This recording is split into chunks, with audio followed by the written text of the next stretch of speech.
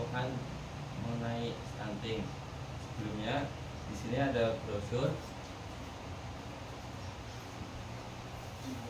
Ibu-ibu bisa nanti mendengarkan sambil membaca-baca. Nah, rekan-rekan saya akan menjelaskan apa itu stunting. Baik. Jadi ibu-ibu bisa buka leafletnya ya sambil saya jelaskan. Jadi stunting itu adalah kondisi di mana tinggi badan anak itu lebih rendah dari standar pertumbuhan anak seusianya yang dimana disebabkan karena kekurangan gizi kronis. Hal ini terjadi dalam periode 1000 hari pertama kehidupan. Nah, gejala ini muncul setelah anak berusia 2 tahun. Bagaimana ibu-ibu? Apakah sudah mengerti? Nah, stunting ini nanti juga mempunyai dampak dan cara pencegahannya yang akan dijelaskan oleh rekan saya. Untuk selanjutnya yaitu ada penjelasan mengenai penyebab stunting ya ibu-ibu. Pasti kan kita kan belum tahu kan penyebab stunting itu kenapa, karena ibu kan pasti kan taunya kenapa ya anak saya tiba-tiba stunting gitu kan. Nah itu ada penyebabnya ibu-ibu. Jadi penyebabnya itu yang pertama adalah pendapatan keluarga. Nah pendapatan keluarga itu menjadi faktor resiko yang dapat mempengaruhi keluarga dalam memenuhi kebutuhan gizi pada anak-anak, baik kebutuhan kualitas maupun kuantitas ini makanan yang dikonsumsi oleh anak. Kemudian yang kedua yaitu ada pekerjaan ayah dan ibu balita. Nah, pekerjaan ayah dan ibu balita itu sangat mempengaruhi pemenuhan kebutuhan gizi pada balita, karena anak itu membutuhkan makanan yang sesuai dengan kebutuhannya, tetapi kalau apabila ekonomi tidak memenuhi itu tidak akan terpenuhi. Kemudian yang ketiga itu ada pengetahuan gizi ibu balita. Nah, pengetahuan gizi ibu balita itu salah satu penyebab stunting yang dapat berdampak pada perilaku orang tua. Nah, khususnya itu ibu dalam pemilihan makanan yang diberikan itu harus berkualitas agar anak tidak terkena stunting. Terus yang selanjutnya itu ada pendidikan ayah dan ibu balita. Nah, pendidikan ayah dan ibu balita itu apabila seorang ibu itu pendidikannya masih kurang tentang stunting, itu kita kan tidak bisa mengedukasi ke anak-anak kan. Jadi kita masih bingung itu harus dikasih makanan seperti apa gitu kan. Jadi itu tuh sangat penting. Kemudian yang kelima itu ada kelengkapan imunisasi balita. Nah, ibu-ibu itu harus rutin mengecek itu balita itu sudah diimunisasi itu berapa kali gitu kan ya Bu. Nah, apabila imunisasinya itu belum lengkap itu dapat mempengaruhi perkembangan balita. Kak. Nah, ibu-ibu di sini selanjutnya ada sosial budaya. Nah, sosial budaya itu ngaruh juga Bu pada status gizi, ada nilai makanan yang sama dengan kepercayaan terhadap makanan. Nah, selanjutnya ada ketahanan pangan keluarga. Di situ ada kaitannya juga dengan kekurangan asupan gizi sejak bayi di dalam kandungan. Terus ada ketetapan pembersihan empasi, yaitu ketetapan pemberian empasi kayak lambatnya pemberian empasi pada masa bayi. Terus selanjutnya ada riwayat infeksi balita, yaitu kayak waktu masih balita ada riwayat menderita penyakit. Selanjutnya terakhir itu ada tingkat konsumsi karbohidrat, lemak, protein, dan energi balita, yaitu protein dan energi balita tidak ada hubungannya antara tingkat konsumsi energi, lemak, karbohidrat, kalsium, dan zinc. Selanjutnya ada dampak stunting ya ibu-ibu. Yang pertama, berat lahir yang rendah. Terus yang kedua ada asupan nutrisi yang kurang. Terus yang ketiga ada stimulasi dan pengasuhan anak yang kurang tepat. Terus yang keempat ada infeksi berulang. Terus ada juga serta berbagai faktor lingkungan lainnya. Selanjutnya ini ada piramida makanan nih ibu-ibu. Ada sedikit gula, garam, minyak.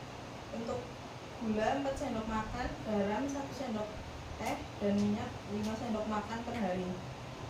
Lalu ada makanan pokok 3-4 porsi per hari. Lalu ada buah dan sayur. Untuk buah 2-3 porsi per hari, dan sayur 3-4 porsi per hari. Lalu terakhir ada berisi sumber lemak dan protein 2-4 porsi per hari. Selanjutnya ada pencegahan stunting. Satu yaitu memberikan ASI eksklusif pada bayi hingga berusia 6 bulan.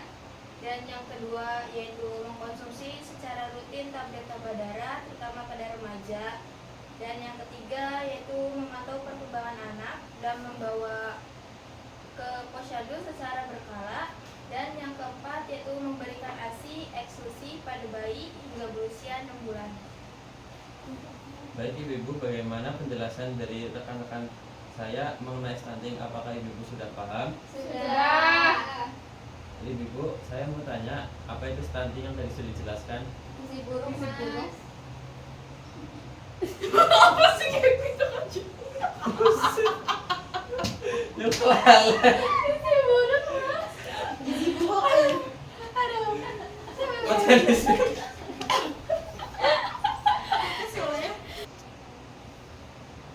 Ya Ibu,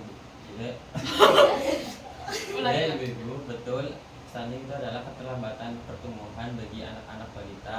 Jadi apabila ibu-ibu ingin memiliki balita atau anak-anak, mohon untuk diperhatikan pertumbuhannya agar tidak terjadi stunting. Dari penjelasan rekan-rekan saya tadi, apakah ibu-ibu ada yang ingin ditanyakan? Ada Mas, mau bertanya. Silakan. Bagaimana stunting dapat diobati jika sudah terjadi? Izin menjawab pertanyaan dari Ibu ya Bu. Jadi stunting itu tuh sulit untuk diobati ya Bu. Pengobatannya itu memerlukan waktu yang cukup lama. Akan tetapi Ibu bisa berupaya dengan memperbaiki gizi anak Ibu ya Bu ya. Dan meningkatkan kesehatan pada anak Ibu supaya tidak terjadi stunting lagi. Jadi Ibu tuh harus benar-benar memperhatikan anak Ibu ya. Makanya apa pagi, siang, sore, malam ya Bu ya. Begitu Ibu, apakah sudah bisa menjawab pertanyaan dari Ibu? Sudah, terima kasih Mbak. Iya Bu, sama-sama. Bu, apakah ada yang ingin ditanyakan lagi? Ada Mas. Silakan Ibu. Apakah stunting itu dapat terjadi pada usia remaja? Izin menjawab ya Bu. Stunting itu bukan hanya terjadi pada anak-anak saja, tetapi juga pada remaja. Karena remaja merupakan fase yang penting pada perkembangan manusia ketika perkembangan sosial, biologi, dan psikologi terjadi. Malnutrisi yang terjadi pada masa balita. Salah. Oh iya ding ya. Balen ya, balen.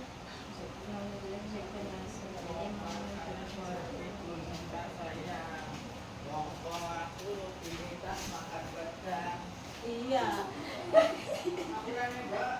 Yeay. Orang Tangampura. Izin menjawab pertanyaan dari Ibu ya. Stunting bukan hanya terjadi pada anak-anak saja, tetapi juga pada remaja. Remaja merupakan fase yang penting pada perkembangan manusia ketika perkembangan sosial, biologi, dan psikologi terjadi. Malnutrisi yang terjadi pada masa balita yang mengindikasikan stunting akan berakibat pada pertumbuhan dan perkembangan remaja terhambat. Seperti itu Bu, apakah bisa menjawab pertanyaan dari Ibu? Ya, terima kasih Mas. Baik Ibu-ibu, untuk pertanyaan sudah dijawab semua ya. Apakah ada yang ditanyakan lagi? Tidak ada Ibu-ibu. Baik Ibu-ibu, apakah pertanyaannya sudah terjawab semuanya? Sudah. Apakah ada yang ingin ditanyakan lagi Ibu-ibu? Tidak Mas. Baik Ibu-ibu, untuk penyuluhannya sudah selesai. Mungkin sudah cukup jelas dan tadi sudah ada yang bertanya. Mungkin cukup sekian penyuluhan dari kami.